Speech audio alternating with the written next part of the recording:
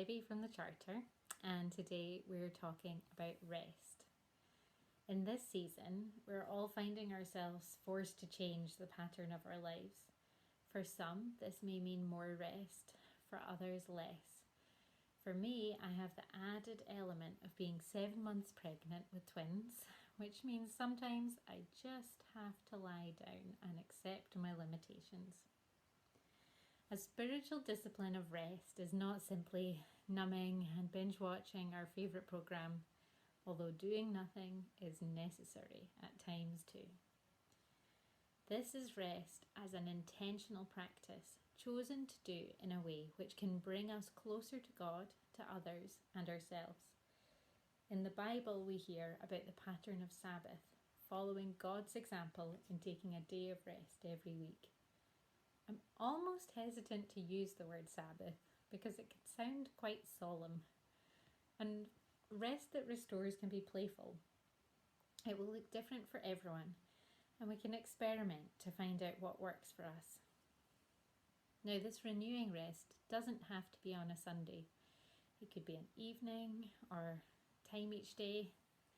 But one of the questions I've had since lockdown began is, how do we make the weekends feel different? Then I realised that this is as good a time as any to try out a Sabbath rhythm.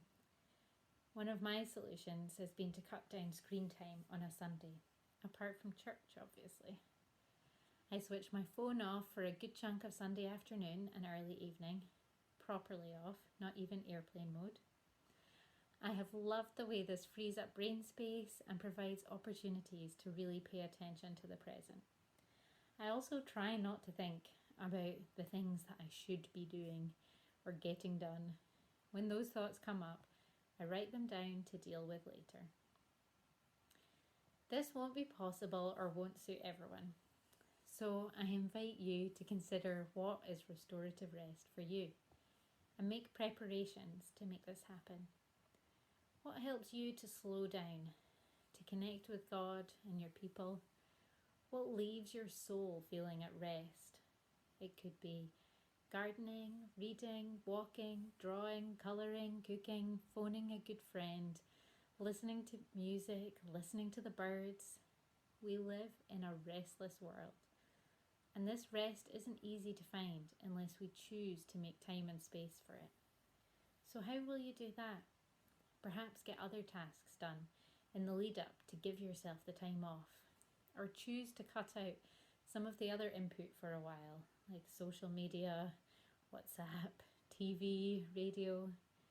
Choose something and commit to a time that you're going to do it in the week. Justin Whitmel Earley's book, The Common Rule, has inspired many of my thoughts about Sabbath and habits. In it he says, "The habit of Sabbath is to remind us that God is God and we are not." When we choose to rest, we are trusting that the world is in God's hands rather than ours. When I switch my phone off, I'm handing over to God all the people that my phone connects me to. Rest is a generous gift that God gives us, and when we take it, we show our trust in Him.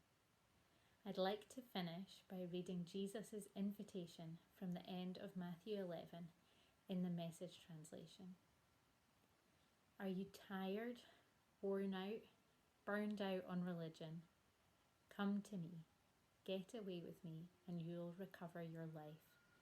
I'll show you how to take a real rest. Walk with me and work with me.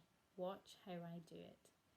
Learn the unforced rhythms of grace. I won't lay anything heavy or ill-fitting on you. Keep company with me, and you'll learn to live freely and lightly.